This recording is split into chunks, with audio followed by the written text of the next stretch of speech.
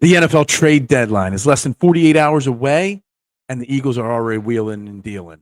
Welcome to the Eagles Checkdown, the fastest under 10-minute Eagles podcast there is, covering news, notes, and opinions on your favorite football team, the Philadelphia Eagles, right here on the Eagles Pinpole Podcast Network. I'm your host, Phil Stifel. You can also find me on the STT Sports Network, hosting Trending in the AM Monday through Friday, 8 a.m. live, 90 minutes of sports talk. Make sure you check out Monday's episode. I got linked below. Bring your thoughts and opinions on everything I talk about here and more from the Philadelphia sports over the weekend to that show, guys. Greatly appreciate it. And please subscribe to that channel as well. Guys, it's trade deadline week. Tuesday, 4 p.m. is the NFL trade deadline. And over the weekend, the Eagles and Howie Roseman made another move for a cornerback to continue to add depth to the secondary. The Eagles traded for Ravens cornerback Jaire Alexander. Here's the details of the deal. Alexander and a 2027 seventh-round pick came to the Eagles, and we gave up our 2026 sixth-round pick. So we're basically flopping picks there for Jaire Alexander. Look, Jaire Alexander is a 28-year-old, two-time All-Pro player, but definitely not the player that we know from 2020, 21, 22, not the former guy. He did work with Christian Parker, the Eagles defensive defensive backs coach in the past. But this year, Jaire Alexander has not been good. He's been unhealthy a majority of the season. He's only played in 2 games for the Ravens, and in those 2 games was not very good.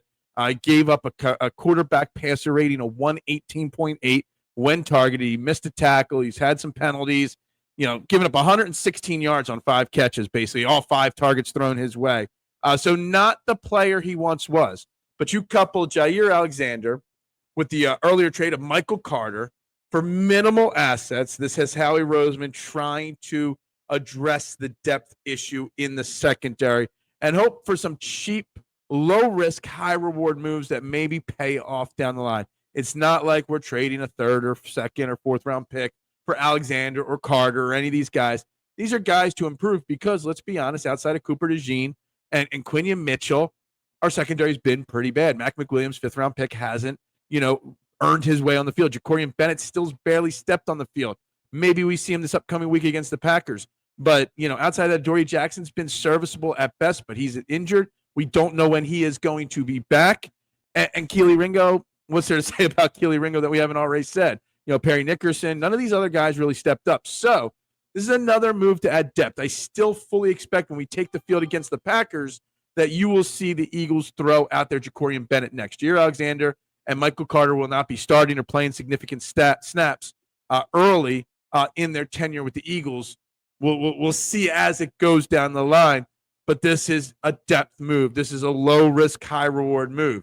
With this move, there are still 2 open roster spots on the Eagles defense because they placed Marcus Epps and Azeez Ojulari on IR. So you're going to be without those 2 guys for the next 4 weeks at a minimum.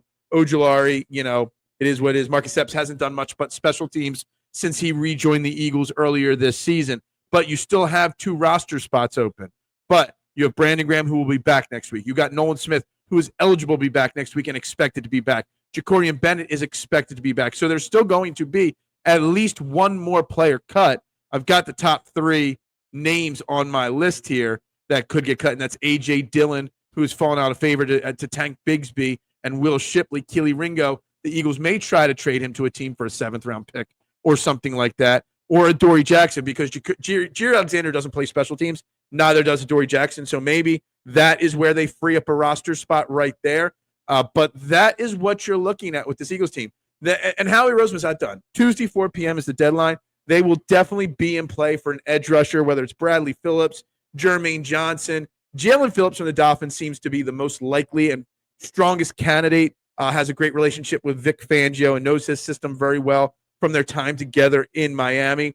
Don't rule out Trey Hendrickson. Reports on Sunday, a lot of the media sites, a lot of the pregame and halftime shows talked about how the Bengals are back in on listening to offers for Trey Hendrickson. So with only 8-9 weeks left in the season, you might be able to get Trey Hendrickson a little cheaper than originally thought.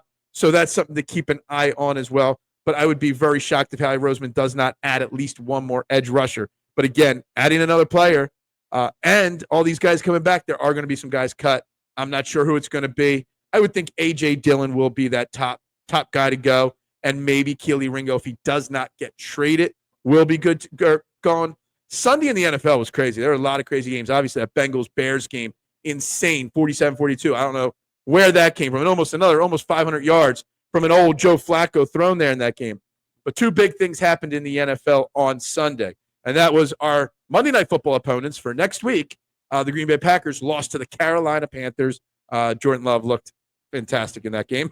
And the Lions lost to the Vikings on Sunday. The Eagles right now, as you're listening to this, are in first place in the NFC, the conference, not just the division, the conference. So that's a big, big deal right there. And the Eagles should be all in at this trade deadline with another opportunity in front of them to make a deep run to the Super Bowl and maybe repeat as champions. I mean, think about it this way. There's a lot of parity in the NFL. We've got 3 very difficult games coming up with the Packers, the Lions, and then the Cowboys.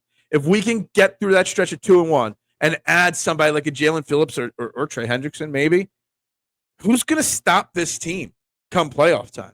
There are very few weaknesses on this team if this team stays healthy outside of that edge rush and cornerback too, but we're working on that.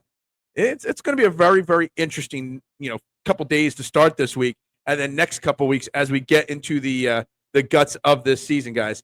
We'll be back tomorrow with another episode. Make sure you're following everybody on the Eagles Pinball Podcast Network, and make sure you subscribe to the STT Sports Network and tune in to Training in the AM live at 8 a.m. Monday through Friday, guys. Everybody have a great day. Go Birds, and bubbles up.